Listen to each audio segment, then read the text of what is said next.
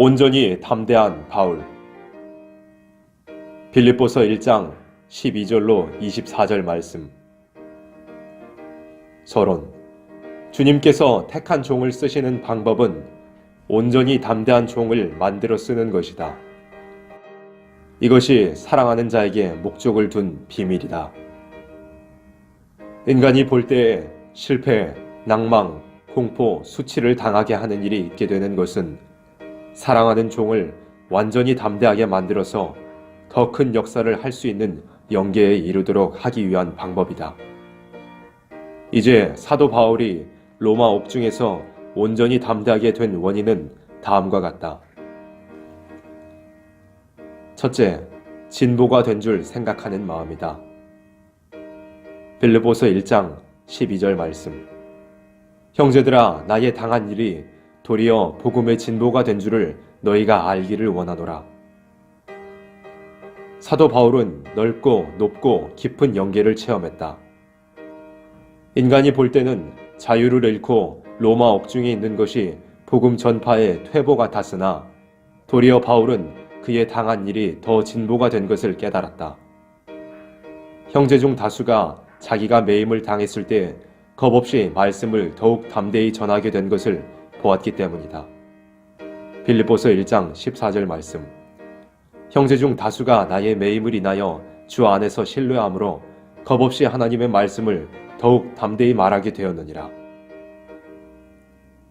또 어떤 자들은 그와 반대로 시기와 분쟁과 악한 말로 선전을 했던 것이다.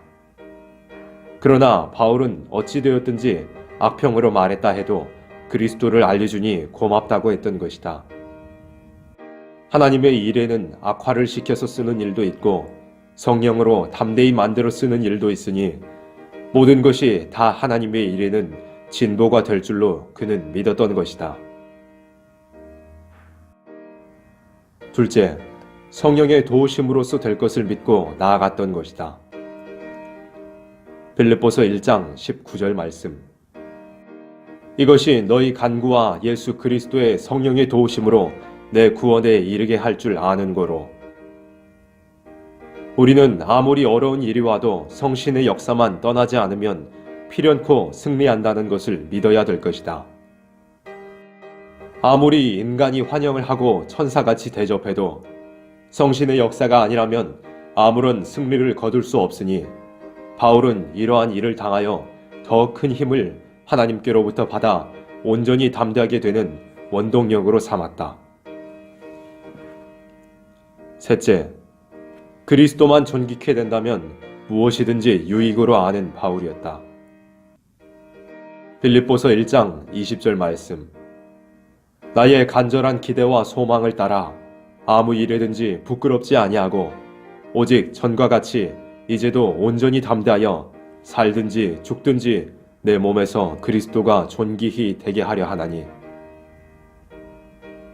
죽어서 존귀케 된다면 죽어도 좋고 살아서 존귀케 된다면 살아도 좋다는 생각이었다.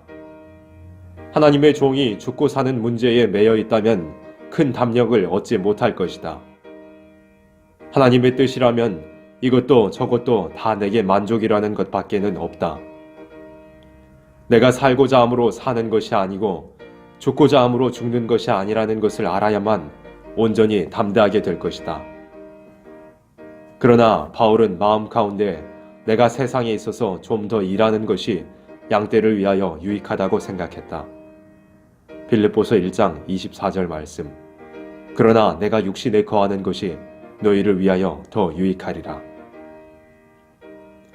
하나님의 종은 살아도 남에게 유익을 주기 위해서 살아보자는 중심 외에 다른 것이 있어서는 안 된다.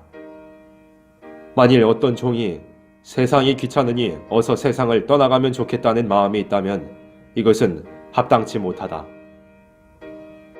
양떼를 아끼는 마음이 없는 종이기 때문이다. 담대한 마음을 얻기 위해서는 절대로 하나님께서 나를 쓰기 위하여 죽지 않게 한다는 것을 믿고 나서야 될 것이다. 이것은 하나님이 내 양심을 아신다는 데서 오는 힘일 것이다. 빌립보서 1장 8절 말씀. 내가 예수 그리스도의 심장으로 너희 무리를 어떻게 사모하는지 하나님이 내 증인이시니라. 결론. 온전한 담대함은 사도 바울과 같은 정신과 사상, 양심이 있는 자에게만 있을 것이다. 우리는 말세 비밀을 증거하기 위해 사도 바울의 정신을 모방하고 그를 따르는 후계자가 되어야 온전히 담대한 종이 될 것이다.